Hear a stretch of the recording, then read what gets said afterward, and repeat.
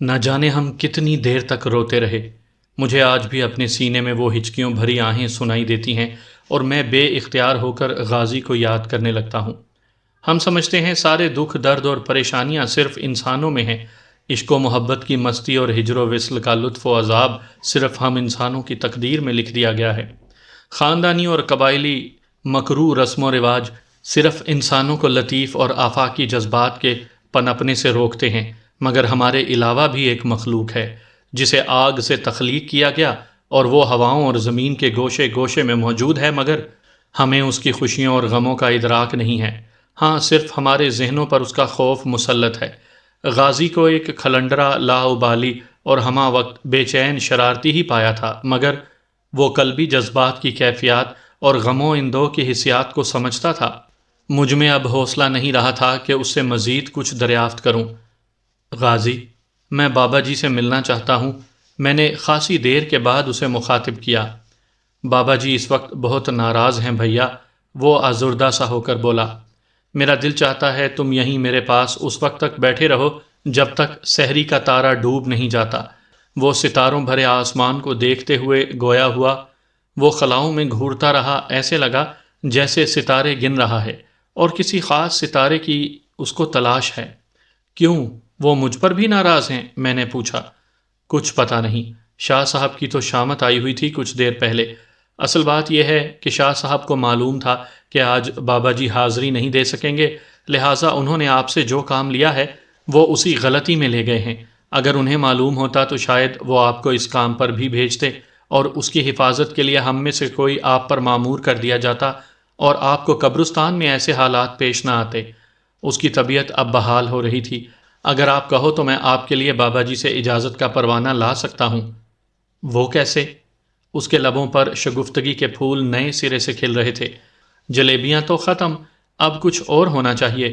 میں بے ساختہ مسکرا دیا۔ یار، اب تو یہی کچھ بچا ہے۔ میں نے جیب سے پیسے نکال کر اسے دیے اور وہ اس نے روپے ایسے اچک لیے جیسے چیل مرغی کا بچہ اچکتا ہے۔ لو بھیا، میں ابھی آیا۔ یہ کہہ کر وہ غائب ہو گیا اور میں باغیچے میں تنہا رہ گیا۔ مجھے صبور کا خیال آ گیا۔ میں ارد گرد دیکھنے لگا مگر وہ مجھے نظر نہیں آیا۔ البتہ احساس ہوا کہ پودوں کے سائے بہت زیادہ گھنے اور ان پر لرزہ طاری ہو رہا ہے۔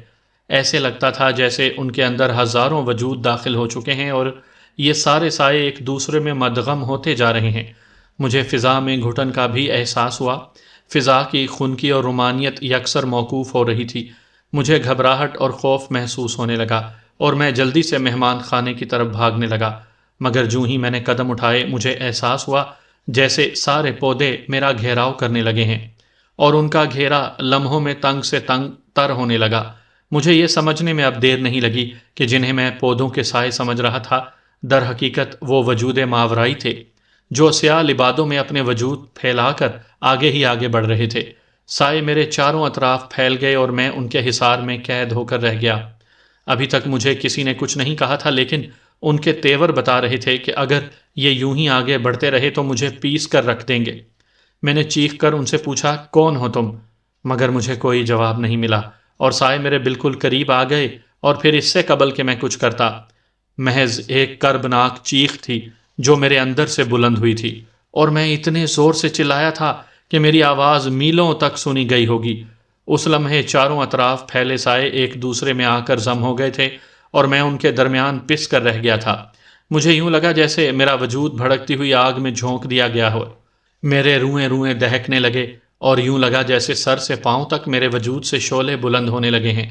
دماغ میں چیونٹیاں سی رینگنے لگی تھیں اور دل کے در و دیوار پر کوئی بڑی سی چھپکلی رینگنے لگی ہے۔ اس کے بعد میرے ساتھ کیا ہوا یہ مجھے اس وقت معلوم ہوا جب مجھے بابا جی شفقت بھرے انداز میں پکار رہے تھے۔ ان کی آواز میرے لیے روشنی کی لہر بن رہی تھی اور میرا ذہن تاریکیوں کی پستیوں سے اجالوں کی بلندی کی طرف پرواز کرنے لگا۔ یہ روشنی اور اجالے مجھے اوپر ہی اوپر اس مقام تک لے گئے تھے جہاں مجھے 3 چہرے نظر آنے لگے تھے۔ یہ غازی، شاہ صاحب اور بابا جی تھے۔ بابا جی کے چہرے پر مسرت افروز نور پھیلا ہوا تھا۔ احرام میں ان کا پورا وجود گم تھا۔ دودھیا رنگت، سفید گیسو ان کے شانوں پر لہرا رہے تھے۔ آج ان کا دیدار پہلے دیدار سے مختلف تھا۔ اپنا ہاتھ میری طرف بڑھا کر بولے، میرا ہاتھ تھام لو بیٹے۔ تم ایک بہادر انسان ہو، آگے بڑھو۔ جو ہی انہوں نے مجھے پکارا، مجھے احساس ہوا کہ کوئی ایسی قوت اور بھی وہاں موجود ہے جو مجھے اب اجالوں سے پیچھے کی طرف کھینچ کر تاریکیوں میں گم کرنا چاہتی ہے۔ وہ بار بار میرا دامن پکڑ رہی تھی اور مجھے پیچھے دھکیلنے کے لیے کوشاں تھی۔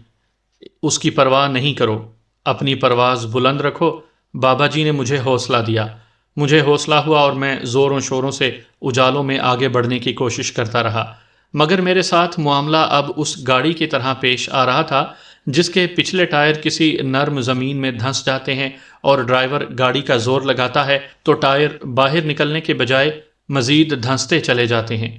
میں نے بابا جی کو اپنی کیفیت سے آگاہ کرنا چاہا اور لب کھولے تو ایک لفظ بھی زبان سے نہ نکل سکا۔ ایسے لگا جیسے کسی نے میری زبان کو تالو کے ساتھ چپکا دیا ہے اور گلے میں کانٹے چبو رہا ہے۔ اس شدت زور اور لاچارگی سے میری آنکھوں سے آنسو روا ہو گئے اور میں بہت زور آزمائی اور کوشش کے بعد محض یہ کہنے میں کامیاب ہو گیا، بابا جی سرکار، میں کیا کروں؟ کوشش کے باوجود یہ اندھیرے مجھے نہیں چھوڑ رہے۔ بیٹے، یہی وہ مراحل ہوتے ہیں جب انسان کو اس کے امتحان میں سرخ روئی حاصل ہوتی ہے۔ بابا جی نے اپنا ہاتھ پیچھے ہٹا لیا۔ سارے لوگ اندھیروں سے اجالوں میں آنا چاہتے ہیں، لیکن قوت موقوف ہونے سے وہ ایسا نہیں کر پاتے۔ اور جانتے ہو تم، یہ قوت باطنی، روحانی، وجدان اور سرشاری کیا شے ہے؟ یہ روح ہی کی تو طاقت ہوتی ہے جو انسان کو علم و آگہی سے آراستہ کرتی ہے۔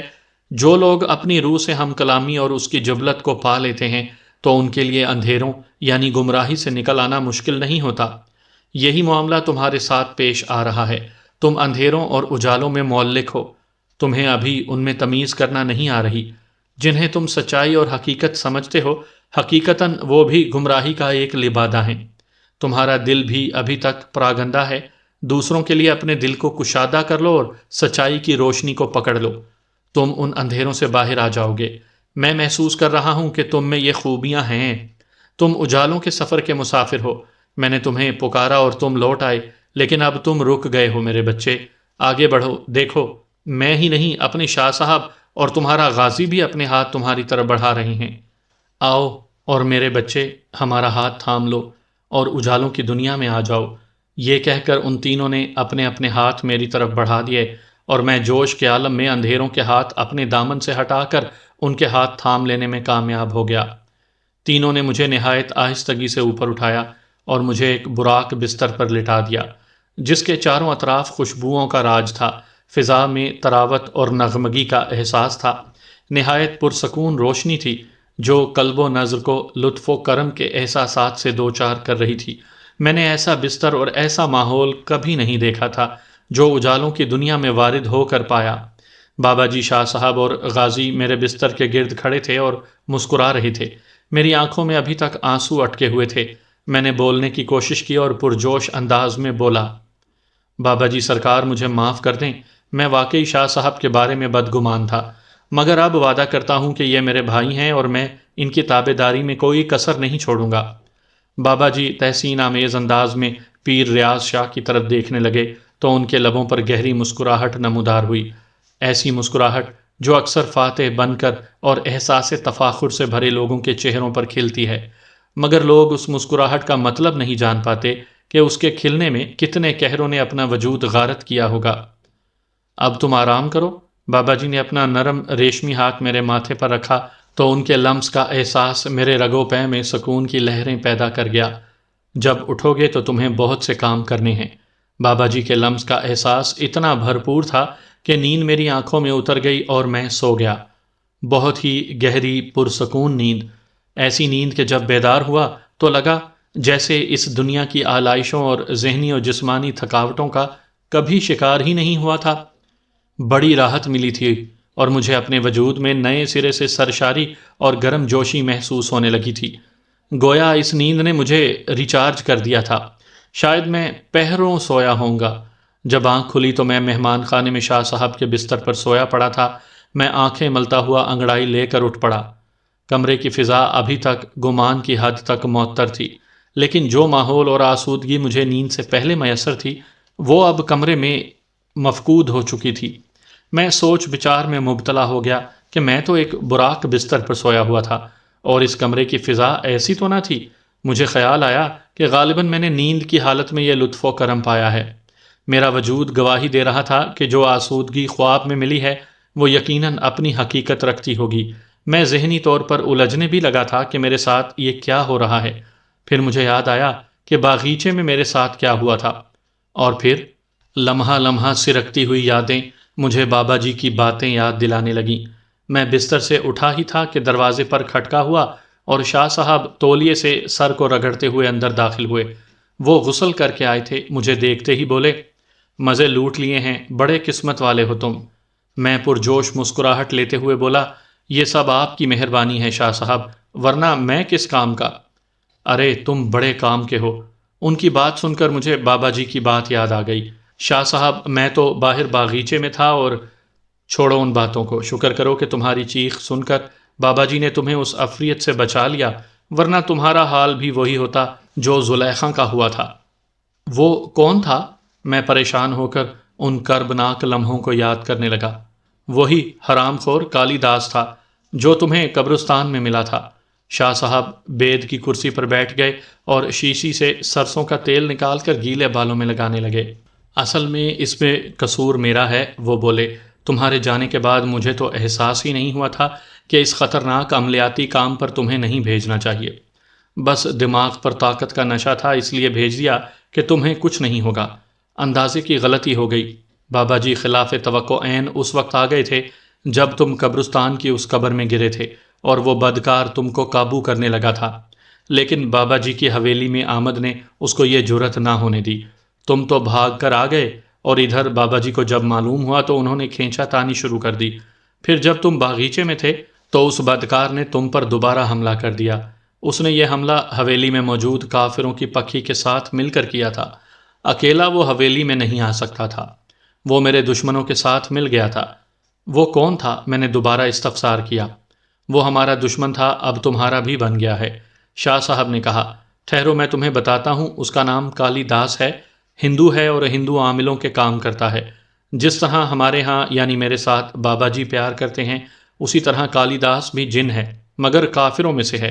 1.5 سال پہلے میں میانی صاحب لاہور میں 40 روز وظیفہ کر رہا تھا کہ اس سے ٹاکرا ہو گیا۔ بابا جی ابھی میرے پاس نہیں آئے تھے۔ میں حقیقت میں بابا جی کا قرب حاصل کرنے کے لیے ہی یہ چلہ کاٹ رہا تھا۔ بابا جی میرے بڑے بھائی کے پاس آتے تھے۔ میری والدہ کی وفات کے بعد بابا جی سرکار بھائی سید اقبال حسین شاہ کے پاس حاضری دیتے تھے۔ میری والدہ عبادت گزار خاتون تھیں، راتوں کو اٹھ کر عبادت کرتی تھیں۔ بابا جی کی ان کے ساتھ عقیدت تھی۔ یہ الگ داستان ہے کہ بابا جی میری والدہ کے پاس کیوں آتے تھے، اور یہ میں تمہیں ابھی نہیں بتا سکتا۔ بہرحال میں جن دنوں چلہ کاٹ رہا تھا، میری رہنمائی اور سرپرستی کرنے والا کوئی نہ تھا۔ مجھے معلوم بھی نہیں تھا کہ چلہ کاٹنے سے پہلے مرشد کی اجازت چاہیے ہوتی ہے۔ چونکہ بابا جی بڑے بھائی کے پاس آتے تھے اور مجھے کسی حد تک ان کی آمد اور روانگی کے طریقہ کار سے آگاہی ہونے لگی تھی، بلکہ میں نے کچھ کلمات بھی سیکھ لیے تھے، لہٰذا میرے دل میں یہ خیال آنے لگا کہ بابا جی تو ہماری والدہ کے علم کی وراثت ہیں، اسے ہم دونوں بھائیوں میں تقسیم ہونا چاہیے۔ بڑے بھائی سے تو میں یہ نہ کہہ سکا، لیکن یہ خواہش مجھے بے قرار کرنے لگی اور میں بابا جی کی قربت کی خواہش سے تڑپنے لگا۔ ایک روز میں نے موقع پا کر بابا جی سے یہ کہہ بھی دیا کہ آپ کبھی مجھے بھی زیارت اور خدمت کا موقع دیں۔ اس پر وہ کہنے لگے کہ ہماری زیارت اور خدمت کا بوجھ اٹھانے کے قابل ہو جاؤ، اس کے لیے مجاہدے کرنے پڑتے ہیں، اپنا نفس مطیع کرنا پڑتا ہے، تم ابھی بچے ہو۔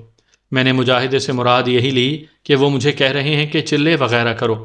ایک روز میں نے اخبار میں پڑھا کہ میانی صاحب کے قبرستان میں عاملین چلے کاٹتے ہیں۔ خیر میں نے محلے کے مولوی صاحب سے چلے کے بارے میں کچھ معلومات حاصل کیں، اور کچھ باتیں کتابوں سے پڑھنے کے بعد سمجھنے لگا کہ اب اس قابل ہو گیا ہوں کہ قبرستان میں جا کر چلہ کاٹ سکتا ہوں۔ اصل میں میرے دماغ میں جو بات آ جاتی ہے اور جو خواہش تنگ کرتی ہے، میں اس کو پورا کرتا ہوں۔ بڑے بھائی کی عادت مختلف ہے۔ میں نے میانی صاحب میں 20 روپے دے کر گورکن سے 50 سالہ پرانی قبر پر بیٹھ کر چلہ شروع کیا تھا۔ مجھے چلہ کاٹتے ہوئے 3 روز ہی گزرے تھے کہ یہ بدکار کالی داس میرے سامنے حاضر ہو گیا۔ میں سمجھا کہ بابا جی آ گئے ہیں۔ مجھے کیا تمیز تھی؟ میں تو اس وقت یہ بھی نہیں جانتا تھا کہ جنات اشکال بدلنے پر قدرت رکھتے ہیں۔ میں نے اسے بابا جی کہہ کر مخاطب کیا تھا۔ اس نے بھی مجھے بابا جی بن کر ہی حوصلہ دیا اور کہا کہ اب مجھے مزید چلہ کرنے کی ضرورت نہیں ہے، میں نے دل کھول کر بڑے بھائی کے خلاف باتیں کی اور اس سے اس کی حاضری کے کلمات حاصل کر لیے۔ میں خود کو بڑا خوش قسمت سمجھتا تھا کہ میں دنیا کا واحد عامل ہوں جس نے 40 روز کے بجائے صرف 3 روز میں ایک جن کو قابو کر لیا۔ لیکن مجھے کیا معلوم تھا کہ مجھے پہلے ہی قدم پر گمراہ کر دیا گیا تھا اور میں عامل کے بجائے معمول اور موکل بن کر رہ گیا ہوں۔ میں نے اب گھر جانا چھوڑ دیا تھا۔ کالی داس نے مجھے لاہور کی ایک پرانی بستی کا ایک مکان لے کر دے دیا۔ اس بستی میں ہندو رہتے ہیں۔ میں نے اس بارے کوئی پوچھ تاچھ نہیں کی، بلکہ میرے اندر گھمنڈ پیدا ہونے لگا تھا۔ کالی داس روزانہ حاضری دیتا تھا۔ اس نے مجھ پر خود کو آشکار نہیں کیا تھا، وہ خود کو مسلمان جن ہی ظاہر کرتا تھا۔ اصل میں وہ بابا جی سرکار کو اچھی طرح جانتا تھا، اس لیے وہ مجھے استعمال کر رہا تھا۔ کالی داس آہستہ آہستہ کھلنے لگا تھا۔ میں نے اس بستی میں چند آسیب زدہ مریضوں کا علاج کیا تو لوگ میرے پاس آنے لگے، پیسہ بھی آنے لگا اور مریدین بھی۔ ایک روز کالی داس نے مجھے کہا کہ اگر تم کچھ کالے عمل وغیرہ سیکھنا چاہتے ہو تو میں تمہیں سکھا دوں۔ میں اس وقت حیران نہیں ہوا کہ ایک مسلمان جن مجھے شیطانی علم سکھانے کی بات کیوں کر رہا ہے۔ اصل میں جب خواہشات کی تکمیل کا شمار ہو تو انسان کسی ناجائز بات کی بھی پرواہ نہیں کرتا۔ میں نے حامی بھر لی اور یہ مجھے ہندوؤں کے مندروں، اشنان گھاٹ اور مرگھٹ وغیرہ پر لے جانے لگا۔ پھر ایک روز اس نے مجھے ایک ایسا عمل سکھایا جس کو یاد کرتا ہوں تو میری روح کانپ جاتی ہے۔ یہ عمل سکھانے کے بعد اس نے مجھے کہا کہ اب تم اپنے گھر میں اس وقت یہ عمل کرنا جب تمہارا بھائی بابا جی یعنی میری حاضری لگائیں۔ اس طرح میں ان کی قید سے نکل کر ہمیشہ کے لیے تمہارے پاس آ جاؤں گا۔ میں نادان تھا، یہ نہیں سمجھ سکا کہ جب وہ خود میرے پاس آتا جاتا ہے تو پھر کس قید کی بات کر رہا ہے۔ خیر، میں وہ سفلی علم سیکھنے کے بعد گھر گیا۔ بھائی عموماً جمعرات کو بابا جی کی حاضری لگاتے تھے، لیکن اس روز بابا جی چند مریضوں کے علاج کے لیے حاضری دے رہے تھے۔ بھائی جب آسیب زدہ مریضوں کا علاج کر کے فارغ ہوئے اور بابا جی کے ساتھ گفتگو میں مصروف تھے تو میں نے کالی داس کا سکھایا ہوا عمل کرنا شروع کر دیا۔ خدا کی پناہ، ایسا حشر برپا ہوگا، ایسا قہر رونما ہوگا، میرے تو ہوش اڑ گئے۔ بڑے بھائی کو تو سمجھ ہی نہیں آ سکی کہ یہ ہوا کیا ہے اور میں کیا کرنے جا رہا ہوں۔ اگرچہ وہ مجھ سے شاکی رہتے تھے لیکن وہ یہ بات اپنے ذہن میں نہیں لاتے تھے کہ میں ان سے بدگمان رہتا ہوں۔ میں نے اس عمل کے ابھی 2 جاپ ہی کیے ہوں گے کہ کمرے میں بھونچال آ گیا۔ بابا جی اتنے زور سے ڈکرائے تھے کہ گھر کی دیواریں تھرا گئیں۔ کیا ہوا سرکار؟ بھائی پریشان ہو گیا تھا۔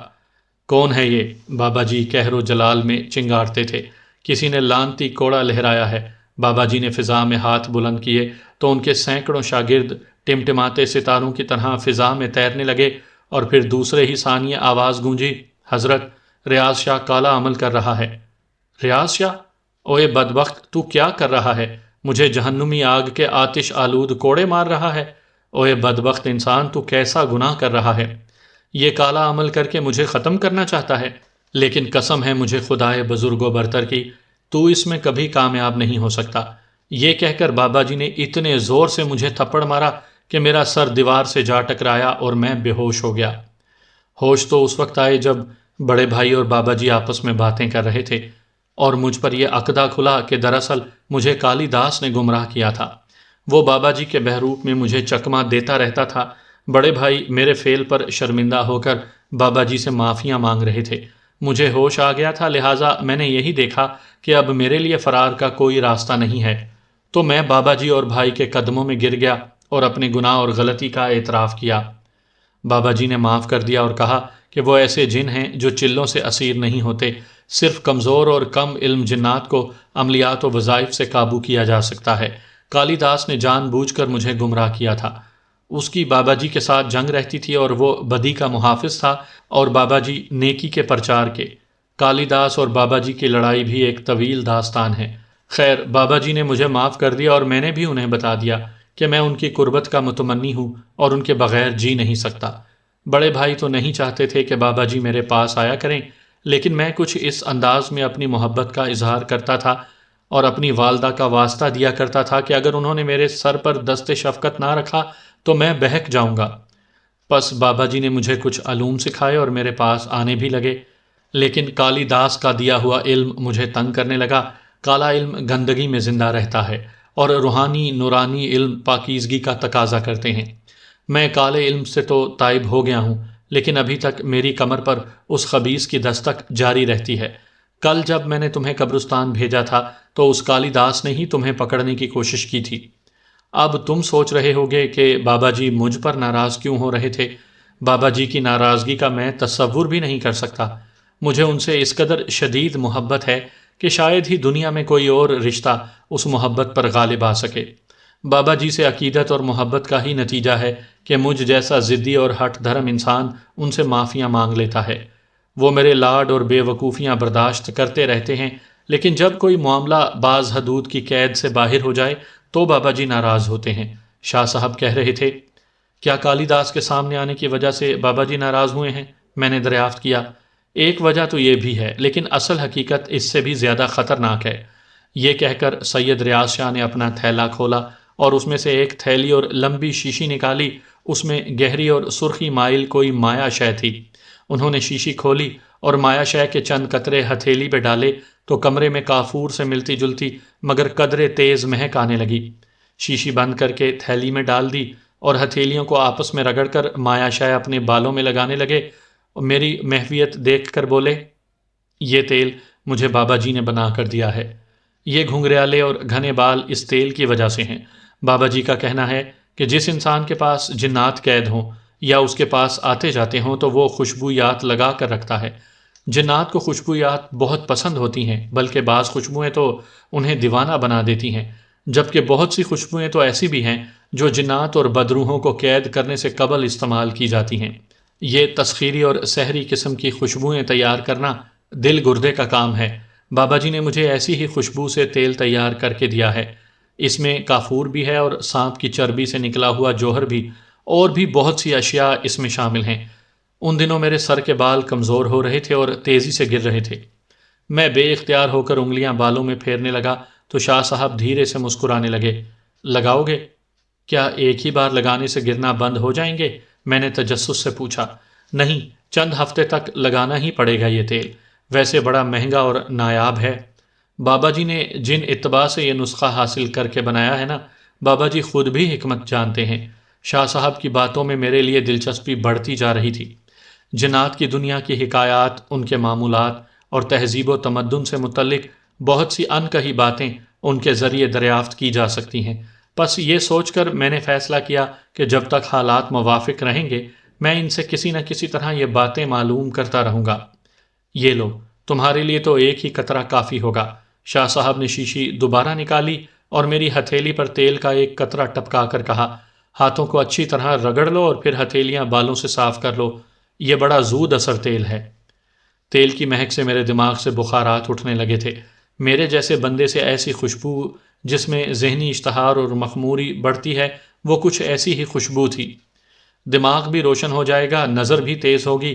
اس تیل کے بہت فائدے ہیں، تم خود جان جاؤ گے۔ اگر کوئی بوڑھا بھی یہ تیل لگائے تو اس کی صحت بہتر ہو جاتی ہے۔ شاہ صاحب معنی خیز انداز میں مسکرانے لگے۔ میرے لیے ان کی یہ بات بڑی عجیب تھی، مگر میری حیرت اس وقت گم ہو گئی جب مجھے اپنی ہتھیلیوں اور سر پر تپش سی محسوس ہونے لگی۔ یوں لگنے لگا جیسے مارفیا کا ٹیکہ مجھے لگا دیا گیا ہے۔ ایک نشہ یا خمار تھا یا تازگی جو جیون کو نئی نئی امنگوں سے بھر دیتی ہے۔ طبیعت میں افتادگی اور اضطرابی حساسیت بڑھ جاتی ہے۔ اچھا بھلا انسان بن پیے جھومنے لگتا ہے۔ میری آنکھوں میں بھی خمار بھری غنودگی اور تپش بڑھنے لگی۔ شاہ صاحب میری کیفیت دیکھتے رہے اور دھیرے دھیرے مسکراتے بھی رہے۔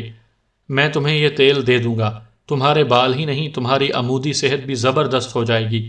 وہ بولے تو مجھے بابا جی کی ناراضگی یاد آ گئی اور جہاں سے گفتگو منقطع ہوئی تھی وہاں سے دوبارہ شروع کر دی۔